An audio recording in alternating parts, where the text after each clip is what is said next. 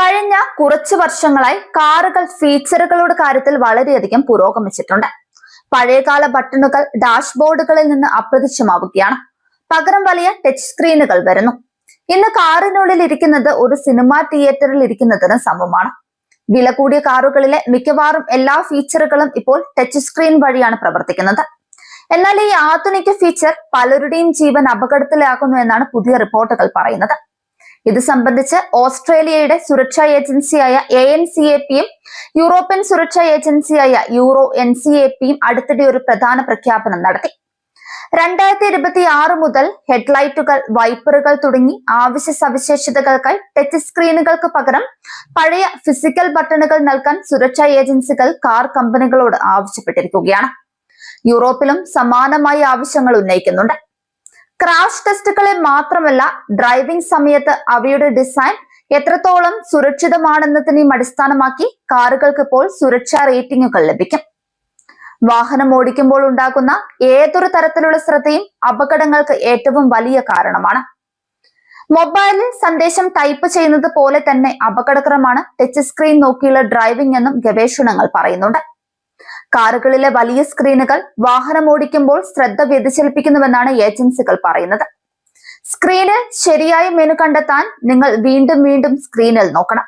Touch സ്ക്രീനിലെ ചെറിയ സ്ലൈഡറുകൾ നിയന്ത്രിക്കാൻ നിങ്ങളുടെ കൈ ഉപയോഗിക്കണം. സ്ക്രീനിന്റെ സങ്കീർണമായ മെനുവിൽ കുടുങ്ങിപ്പോകുന്നത് ഡ്രൈവറുടെ ശ്രദ്ധ ഡ്രൈവിംഗിൽ നിന്ന് വ്യതിചലിപ്പിക്കും. മറിച്ച് ഫിസിക്കൽ ബട്ടണുകളോ നോബുകളോ അതിലേക്ക് നോക്കാതെ തന്നെ പ്രവർത്തിക്കാൻ കഴിയും. ഫിസിക്കൽ ബട്ടണുകളുടെ സ്ഥാനം നമ്മുടെ മസ്തിഷ്കം ഓട്ടോമാറ്റിക്കലി ഓർമ്മിച്ചു വെക്കും. നമ്മുടെ കൈകൾ യാന്ത്രികമായി അവിടേക്ക് പോകും. റോഡിലേക്ക് നോക്കിയാണെങ്കിൽ പോലും AC കൺട്രോൾ ചെയ്യാനും പാട്ട് ചേഞ്ച് ചെയ്യാനും ഒക്കെ പറ്റും.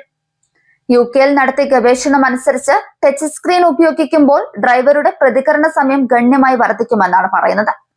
ഇതിനർത്ഥം പെട്ടെന്ന് ഒരു അപകടം ഉണ്ടായാൽ ടച്ച് സ്ക്രീൻ ഉപയോഗിക്കുന്ന ഡ്രൈവർക്ക് ബ്രേക്ക് ചെയ്യാൻ കൂടുതൽ സമയം വേണ്ടിവരും. കൂടാതെ US കാർ ഉടമകളിൽ നടത്തിയ ഒരു സർവേയിൽ കാറിന്റെ ടച്ച് സ്ക്രീൻ ഇൻഫോർടൈൻമെന്റ് സിസ്റ്റത്തിൽ ആളുകൾ നേരിടുന്ന ഏറ്റവും വലിയ പ്രശ്നം ലൈറ്റുകൾ ഓണാക്കുക, താപനില കുറയ്ക്കുക തുടങ്ങിയ ലളിതമായ ജോലികൾക്കായി സ്ക്രീനിൽ ഒന്നിലധികം തവണ സ്വൈപ്പ് ചെയ്യേണ്ടി വരുന്നത് ആളുകളെ അലോസരപ്പെടുത്തുന്നു എന്നതാണ്. സംസാരിച്ചുകൊണ്ടോ ശബ്ദ കമാൻഡുകൾ നൽകിയോ നിങ്ങളുടെ കാർ നിയന്ത്രിക്കാൻ കഴിയുമെന്ന് പല കമ്പനികളും അവകാശപ്പെടുന്നുമുണ്ട്. എന്നാൽ ഇതും പൂർണ്ണമായും സുരക്ഷിതമല്ലെന്നാണ് ഗവേഷണങ്ങൾ പറയുന്നത്. നിങ്ങളുടെ കണ്ണുകൾ റോഡിലാണെങ്കിൽ പോലും സിസ്റ്റത്തോട് സംസാരിക്കുന്നത് ഡ്രൈവിംഗിൽ നിന്ന് നിങ്ങളെ വ്യതിചലിപ്പിക്കുകയും നിങ്ങളുടെ പ്രതികരണ സമയം മന്ദഗതിയിലാക്കുകയും ചെയ്യും. ഇക്കാരണങ്ങൾ കൊണ്ട് കാറുകളിലെ ഫിസിക്കൽ ബട്ടണുകൾ ഉടൻ തന്നെ പഴയതുപോലെയാക്കാനും തിരിച്ചു വരാനും സാധ്യതയുണ്ട്. താപനില, ഫാൻ വേഗത, വോളിയം, വൈപ്പറുകൾ തുടങ്ങിയ ദൈനംദിന സവിശേഷതകൾക്ക് ബട്ടണുകൾ ഏറ്റവും നല്ലതാണെന്നാണ് കാർ വിദഗ്ധർ പറയുന്നത്. നാവിഗേഷൻ അല്ലെങ്കിൽ മ്യൂസിക് തിരഞ്ഞെടുക്കാൻ പോലുള്ള ജോലികൾക്ക് മാത്രമേ ടച്ച് സ്ക്രീനുകൾ ഉപയോഗിക്കാവൂ. അതും കാറ് നിർത്തിയതിനു ശേഷം മാത്രം.